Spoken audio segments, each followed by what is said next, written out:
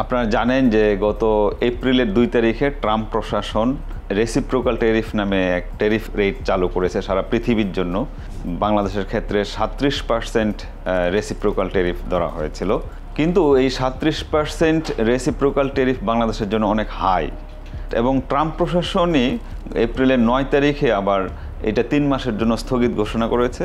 তো ওই ৩ মাসের সময়ের মধ্যে ট্রাম্প প্রশাসন আবার নতুন করে ট্যারিফ রেট ঘোষণা করেছে, এবং সেখানে বাংলাদেশের ক্ষেত্রে ৩৫% নির্ধারণ করা হয়েছে, এবং এই ৩৫%ও বাংলাদেশের জন্য অনেক বেশি। কারণ হচ্ছে বাংলাদেশ যেরকম একটা তৈরি পোশাক রপ্তানির একটা অন্যতম দেশ, একইভাবে ভিয়েতনামও একটা অন্যতম তৈরি পোশাক রপ্তানিকারক দেশ। তো ভিয়েতনামের ক্ষেত্রে সেটা করা হয়েছে 20%, যেটার আলোচনা করে দেখা গেছে যে বাংলাদেশের এখানে প্রতিযোগিতা সক্ষমতা হারানোর একটা সম্ভাবনা আছে ইউএস মার্কেটে, এবং অন্যান্য যেসব দেশ, ফর এক্সাম্পল ইন্ডিয়া, পাকিস্তান, সেসব দেশের ক্ষেত্রেও মনে করা হচ্ছে যে ট্যারিফ আরও কম থাকবে, সেখানে বাংলাদেশের একটা প্রতিযোগিতা সক্ষমতা হারানোর সম্ভাবনা রয়েছে। আমরা এই বিষয়গুলি জানব আজকের স্টার এক্সপ্লেইনে। গতকালকেই ট্রাম্প প্রশাসন বাংলাদেশ সরকারের কাছে একটা লম্বা লিস্ট পাঠিয়েছে 3 দিন আলোচনার পরে, নেগোসিয়েশন করার পরে। সেই লিস্ট এতই লম্বা যে বাংলাদেশের ক্ষেত্রে যেরকম ৭,৪৪৬টা প্রোডাক্ট রয়েছে ট্যারিফ লাইনে, তো ইউএসের ক্ষেত্রে একটা ধারণা পাওয়া যায় যে এর থেকেও লম্বা লিস্ট হইতে পারে। উল্লেখযোগ্য যেসব প্রোডাক্ট রয়েছে, যেমন কটন, তারপরে এলএনজি, তারপরে হচ্ছে হুইট মানে গম, এবং সয়াবিন, এইসব প্রোডাক্টের ক্ষেত্রে বাংলাদেশ এলএনজি ছাড়া বাকি 3টাতে অলরেডি বাংলাদেশ ইউএসকে ডিউটি ফ্রি ফ্যাসিলিটি দিচ্ছে।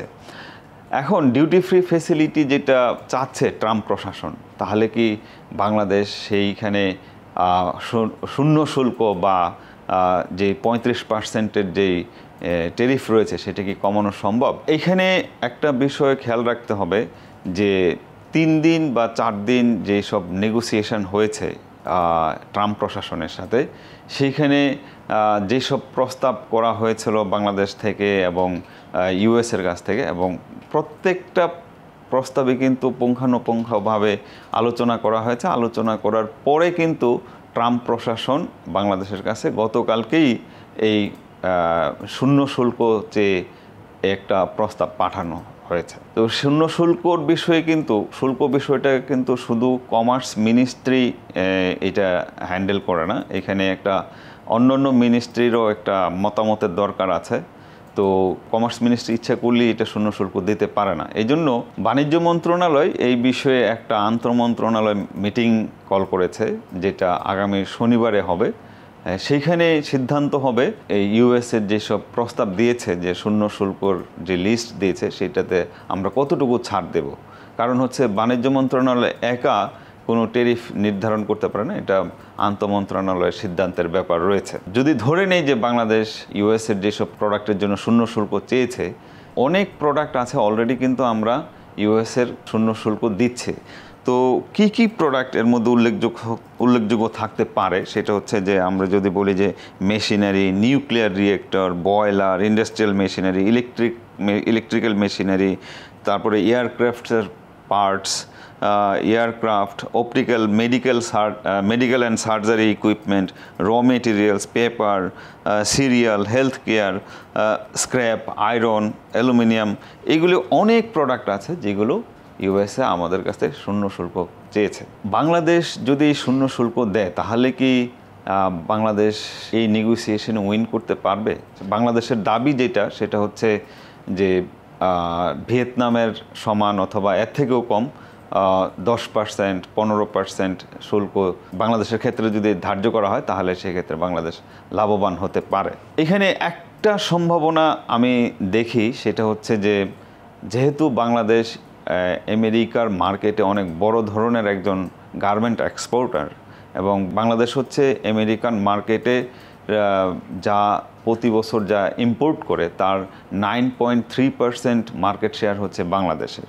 সো এখানে অনেক বড় একটা কনজিউমার বেজ আছে এবং টেরিফ সবসময় এক দেয় হচ্ছে যারা ইম্পোর্টার তারা, এবং ইম্পোর্টার কোম্পানিগুলো যারা এন্ড কনজিউমার বা যারা কনজিউমার বা ভোক্তা তাদের কাছ থেকে এটা আদায় করে থাকে। সো এখানে যদি বাংলাদেশের ক্ষেত্রে এত বড় টেরিফ ধার্য করা হয় তাহলে মূলত ক্ষতিগ্রস্ত হবে আমেরিকান কাস্টমাররা।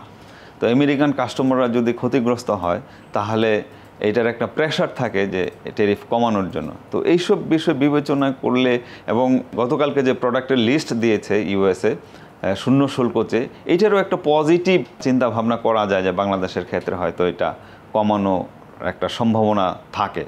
এখন এটা নির্ভর করছে হলো বাংলাদেশ কতটুকু নেগোসিয়েশন করতে পারে।